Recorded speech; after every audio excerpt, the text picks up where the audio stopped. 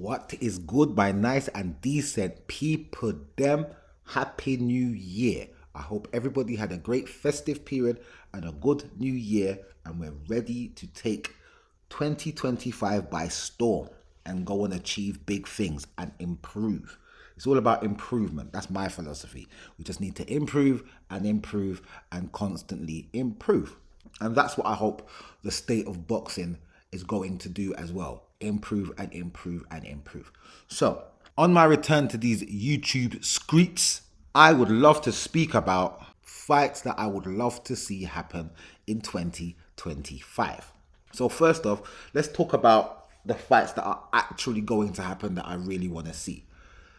The least exciting fight that I actually would like to see that is happening. So I do really want to see it, but this is the least exciting one of them. Jack Catterall versus Arnold Barboza. Now, I was thinking that this is going to have to happen so they can eliminate each other, one or the other, and then one will then become the WBO mandatory challenger. And I didn't know if it was going to happen because I didn't know if Eddie was going to make it happen. I definitely knew Arnold Barboza was not going to just be coming over to England on some willy-nilly thing. It had to be worth his while, and he weren't really looking to fight Jack Catterall because one of the things is he's not trying to leave America and fight in the UK. And another thing is, who is Jack Catterall in the minds of people that are not from the UK or Europe? But it looks like Eddie's made it happen. And it's scheduled for the 15th of February, which is not too far away. It's about a month and a week away.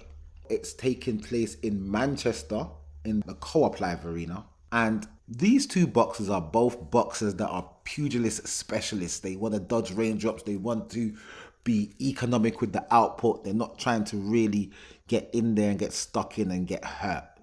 Jack Catterall, more so than Arnold Barboza, is more than likely looking to press the action because not only is it his hometown where the fight's happening, it's also a fact that he believes that he should actually be undisputed right now because he believes, as well as a lot of people, including myself, believe that he beat Josh Taylor when Josh Taylor was undisputed and he lost a decision on the cards. So he might have the extra bit of confidence to push the fight and look to make the outcome be more decisive in his favor, is my opinion. Arnold Barboza is no slouch. He knows what he's doing in there, and he is actually unbeaten. 31 fights, 31 wins. And Jack Catterall's got 31 fights with 30 wins. Arnold Barboza has 11 knockouts to his record. Jack Catterall has 13 knockouts to his record. Now, that just shows you that they're not out here trying to knock people out, which is fine. I enjoy all types of boxing. As I said, this is my least exciting event that I want to see for this year coming, but I do want to see it and understand who the winner is, know the outcome, so that the winner can then go on to fight Teofimo Lopez if he is still there at the time. We'll come on to Teofimo Lopez later on in the weeks to come because I do want to talk about Teofimo, but right now I just want to talk about fights I want to see in 2025. Jack Catterall versus Arnold Barboza is the first one that I'm looking to watch, but it's also the least favorite of all the fights I want to see. After that, we have Denis Baranchyk versus Keyshawn Davis. Now, this is actually happening the day before that fight, and it's Valentine's Day on that fight. New York City, Denis Baranchyk versus Keyshawn Davis. Very much excited about this fight. Both fighters are coming here to not be economic. They will both want to knock each other out, and they both are boxer punchers. They are both schooled with good technique, but also like to throw a lot of shots. So that's a fight I'm definitely looking forward to, and we'll talk about it more as it's coming up to the date. And after that, we then have that Riyadh season card with Artur Beterbiev versus Dmitry Bivol 2.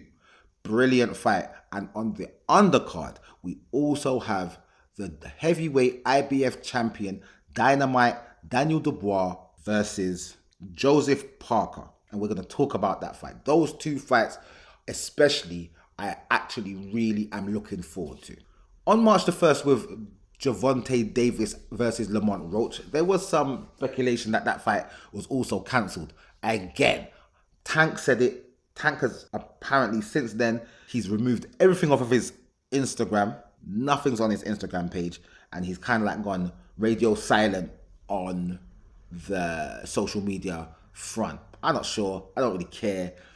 But I did want to see that fight just because I'm just a boxing fan, really. Not because I really like Tank or I really like Lamont Roach. I'm just a boxing fan and I want to see what happens. It's looking like Gervonta Davis is so disinterested in boxing right now. I think he might even retire before the year ends. So with that being said, I'm not really caring about that fight too tough because we just don't know if it's going to happen. And as well, I'm not really caring what Gervonta is doing these days. He's getting on my nerves. He's getting very prima donna-ish. He's just like I don't know what to say about Gervonta Tank Davis. My high hopes for the young man and his career have diminished, but I can have high hopes for whoever I want to have high hopes for. If they don't have high hopes for themselves, then it doesn't really matter, does it? It doesn't really matter. And for me, it seems as though this young man does not have high hopes for himself. So, with that being the case, we just got to let him carry on with what he's doing. And for me, I'm just kind of like over it. I don't care what he's doing. I don't care what he does. I don't care what he's doing. I don't even care to say good luck to him going forward. Don't really care. Do not care whatsoever where Gervonta Tank Davis is concerned. As well as that, there's also a light heavyweight contest I'm very much interested in as well. I haven't really spoken much about it. This is actually the first fight of the year that I'm actually really looking forward to. David Benavidez versus David Morrell. Light heavyweight contest. This is like a title eliminator for the winner to then go ahead and fight the winner of Dmitry Bivol and Beterbiev 2. Providing it's Beterbiev. Because I believe if it's Bivol, then they're going to go for a third fight. So then this title eliminator won't really matter in terms of it being for the championship fight afterwards. That's if Bivol wins. But at the same time, David Benavidez has actually been speaking about going up to cruiserweight to fight Zurdo Ramirez after this fight. Once he wins, in his opinion, he's going to win and he's going to win decisively, and then he's going up to fight Zurdo Ramirez. It will be a very good fight to watch, either which way. David Morrell versus David Benavidez I'm talking about. And after that, we'll see what happens and who does what going forward. We don't know who the winner's going to be. At first, I think David Morrell will beat David Benavidez. Now that the fight's actually happening, I'm thinking, I'm not sure anymore, because I was thinking that Morrell will beat Benavidez at super middleweight, but they've now both moved up to light heavyweight. And this may have a difference for Benavidez, because I believe, or I have believed for a long time, that he's needed to move up for a long time. And now that he has moved up, maybe his body takes better to this weight, and then he has better recovery, punch resistance aspects to his game. Also on that card, you're going to have Brandon Figueroa versus Stephen Fulton 2.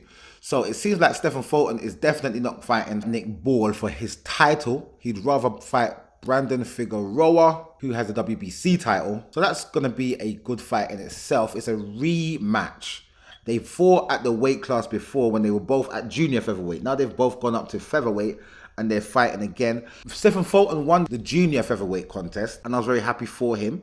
At the same time, at this heavier weight, I think it more favors Brandon Figueroa, but we will talk about that as the fight date gets closer.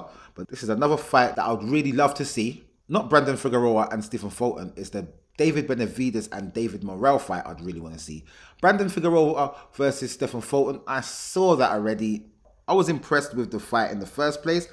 I didn't think a rematch was necessary, but they've made the rematch happen. I'm believing it's more for the fact that they're both over there with the PBC and Nick Ball is over there with Queensberry. So with them both being with the PBC and the PBC looking to not even really be doing much boxing events recently or lately, they had to kind of make this fight be on their platform. So I understand why this fight is happening. I'm not very excited about it per se, but I definitely will watch it.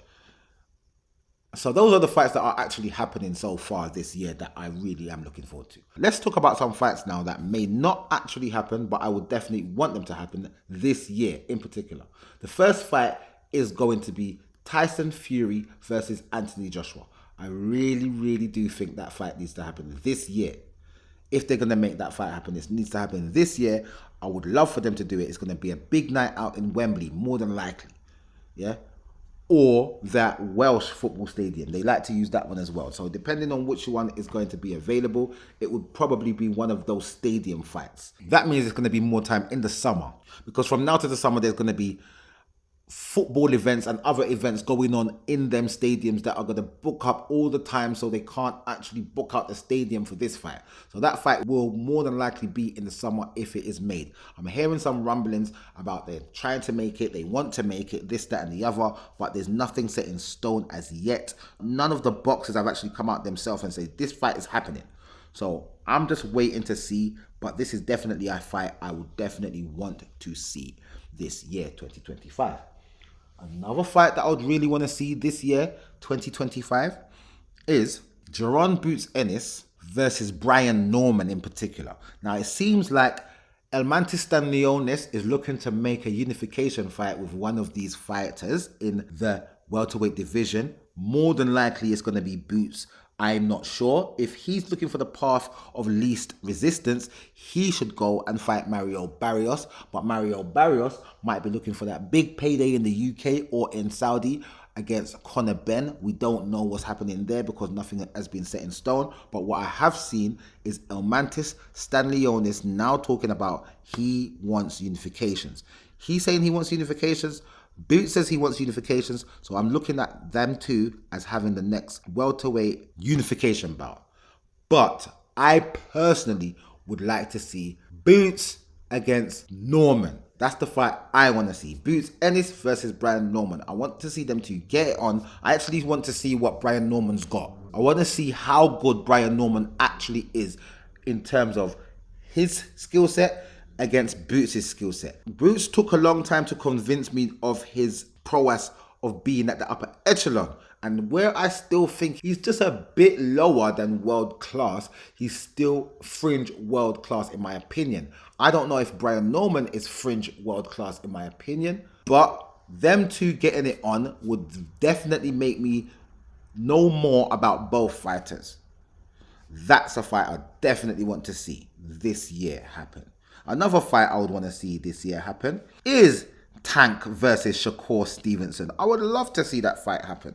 And as well as that, I would love to see Keyshawn Davis versus Shakur Stevenson. These two talking about their brethren, they would never fight each other, blah, blah, blah. If you put enough money in front of both of them, I'm sure they would have to fight.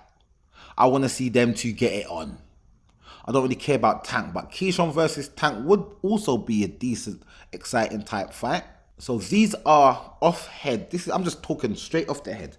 These are the fights I would love to see this year. I'm going to give you another fight I would love to see this year. David Adelier versus Moses Ituama, as well as David Adelier rematching Fabio Wardley. I would love to see those two fights. Whichever one of those can be made, they should make it. Where Moses Ituama was the mandatory for the English title and David Adelier had the English title, David Adelier said, I don't want this title because I don't fight in a mandatory called Moses Ituama. I don't want no domestic level fights. I want to go world level. That's a quick and easy way to say, I'm scared of Moses Ituama. He's too brutal and he's too vicious for me at the moment. I don't want to fight him right now. Can't do that. If he gets a title and I get a title, then we can unify. But now, I ain't fighting him. He's going to knock me out. That's what I translated from what he said. I want to see that fight now. Okay? And if they can't make that fight, let's just have Moses Ituama versus Fabio Wardley. I want to see that. So those are the fights I'm thinking of off the top of my head that I would love to see this year, 2025. Some of them fights might not happen until next year, 2026, like the Ituama versus Wardley situation or Ituama versus Adelier situation. I don't see them fights happening this year. A fight that can happen this year, in my opinion, is Fabio Wardley versus David Adelier 2. That can happen this year. So I'm looking forward to all these situations.